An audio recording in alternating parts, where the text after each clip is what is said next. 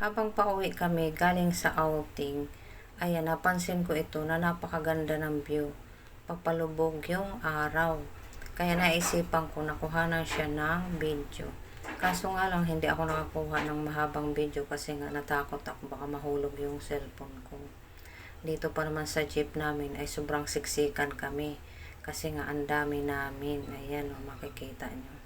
At dito naman, pagdaan namin sa Kibyang Tunnel, yung sinasakyan pala namin jeep ay huminto.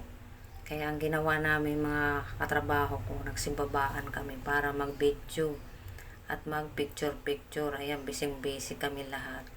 Sabi pa nga ng line leader namin, lahat daw ng vlogger bising-busy sa pagkuha ng picture. Pero, ayan. Dito kasi guys, kapag napadaan kayo dito sa Kibyang Tunnel, dito sa Nasugbo, Batangas, lahat sila ay bumubusina. Ayan. At ito namang aming kasamahang babae ay nagpa-picture doon pa talaga sa gitna, feeling artista.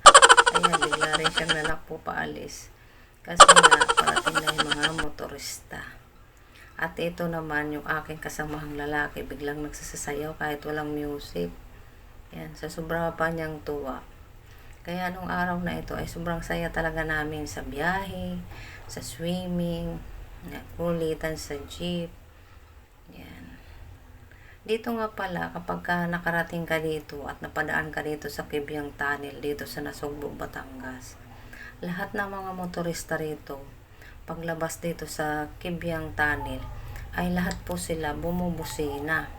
Kaya dito sa paligid nito ay napakadaming tao, hindi lang kami. Talagang nanunood sila sa paglabas ng mga motorista. Ayan, kung mapapansin nyo. Ayan siya. Kaya natuwa yung driver namin, kaya hininto niya yung aming sinasakyan jeep. Ay natuwa na rin naman kami, syempre, alam nyo na, kapag pumunta ka sa ibang lugar, kailangan may remembrance ka, kaya nagsibabaan kami, picture-picture, video-video. Ayan, di pa rin natatapos sila magpa-picture. Ako lang ang walang remembrance na picture dito.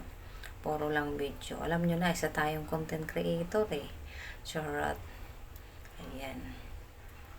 Kaya, at dito pala guys, inabot na kami dito ng dilim. Kasi nga, yung aking mga katrabaho ayaw pa rin umakyat sa loob ng jeep. Busy pa sila. Ayan yung aming jeep. Busy pa sila sa picture at paggawa ng video. Ayan. Kaya kung nagustuhan nyo to na aking video, paki-share na lang at paki-follow. Ayan. Dito lang yan sa Kibyang Tunnel. At ito naman si Kuya, biglang dumating, inilapag niya yung paninda niyang mga pastillas, makapuno, ube, dito sa hagdanan ng aming sinasakyan jeep. Pinapaubos na lang niya yung kanyang tinda kasi nga papauwi na daw siya. Wala naman sa amin bumili kasi nga wala na rin naman kami mga pera. Ubos na sa outing. Yan, kunti lang naman din kasi sinasahod namin sa aming trabaho kasi nga minsan wala kami pasok. So ayan lang guys.